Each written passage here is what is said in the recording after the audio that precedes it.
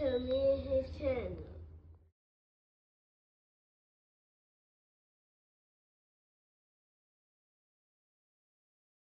What's up, it's your boy LOE Visuals. I'm back with another video. Y'all, they gonna be y'all vibing, y'all chilling, y'all enjoy y'all day, y'all productive day. Back at it before I start, make sure y'all smash the like button, smash the like button, smash the like button. On the road to 10K subscribers, hit that subscribe button, turn the post notifications on. Wanna find me on any other platform? My link tree is in my bio. Follow my X at Vergil. Follow my TikTok at LOE.Visuals. Follow my Facebook at LOE Visuals. So let's talk about it. So, why is everyone pushing for Jaron Ennis to fight Vergil Ortiz?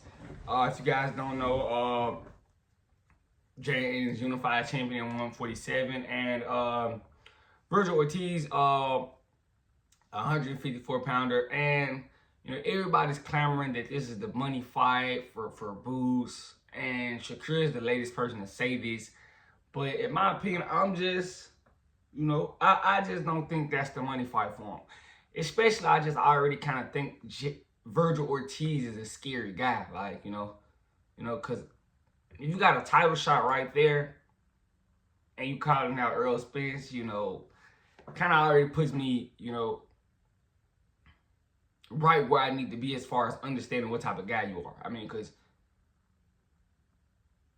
it's right there, like, you clearly a guy that's, you know, you guys really just care about money, and that's understandable. You know, everybody needs money. You know, I just don't like how certain guys be, you know, putting that I care about my legacy and all that, but in reality, they just care about finances, and that's understandable.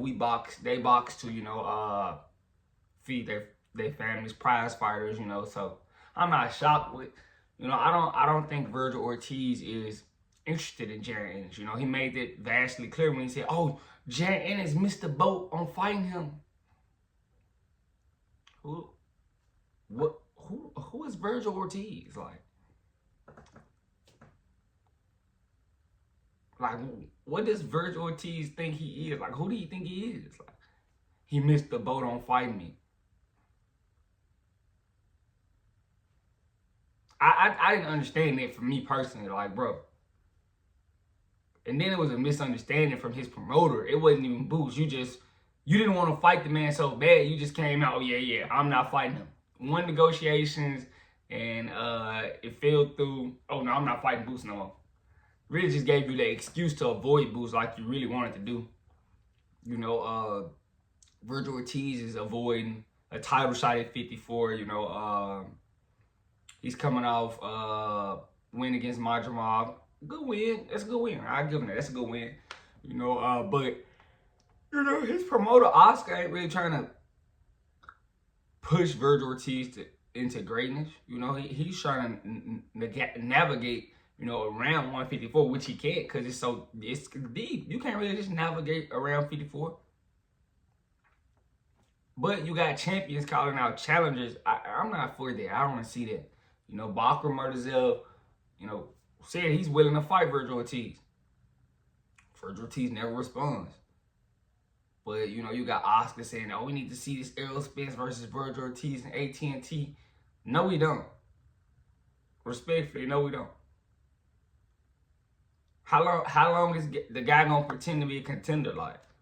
We want to see him in there with a champion. How long is he going to pretend? You know, he's been at 54 for a long time. I mean, it's about time for a title shot, right? But, you know, everybody's trying to push this Jaron Ennis, Vergil Ortiz thing. And I just don't think it's the money fight for Jaron Ennis. It's a big fight, don't get me wrong, but it's not his end-all, be-all fight. And I don't want Vergil Ortiz to actually even think that he's somebody's end-all, be-all fight, which we know he's not. You know, Vergil Ortiz is a guy that's around off of, you know, Oscar just navigating, you know, protecting his career. But we haven't seen him in there with a real threat. You know, I thought Boychuk beat him. Me personally, I thought Boychuk beat him very, very clearly, very decisively, in my opinion. I didn't think it was. They robbed Boychuk. You know, Madrimov, he got that, I guess. It was that. You know, and I really need to go back and watch that again just to make sure. Because I probably was thrown off watching. But I know for a fact that first Boychuk fight, they robbed Boychuk. Now, I'll go watch the March Round fight and let you guys know, but my opinion, I'm not the biggest, on Vergil Ortiz. Respectfully.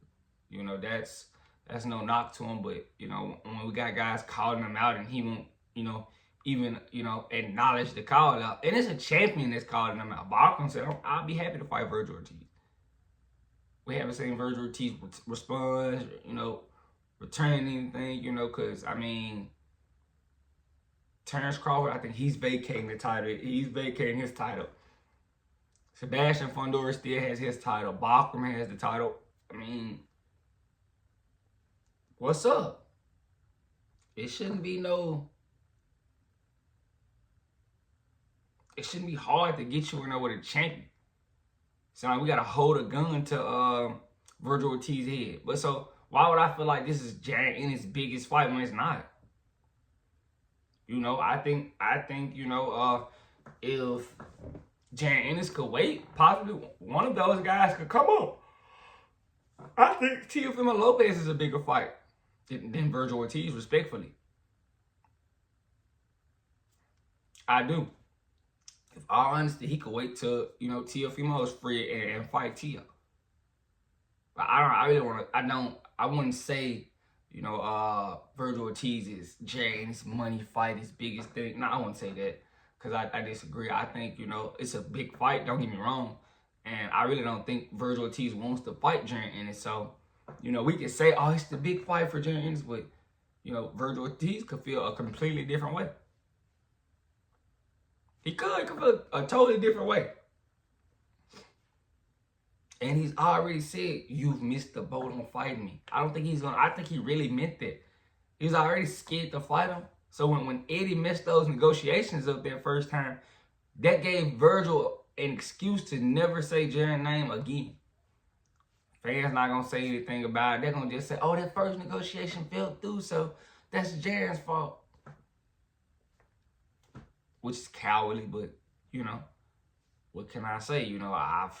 I don't see him moving any way that is not a coward, because how do you say you're a contender at 54, but the champion got to call you out?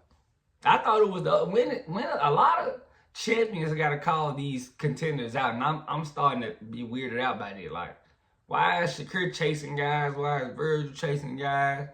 I thought people wanted the champion.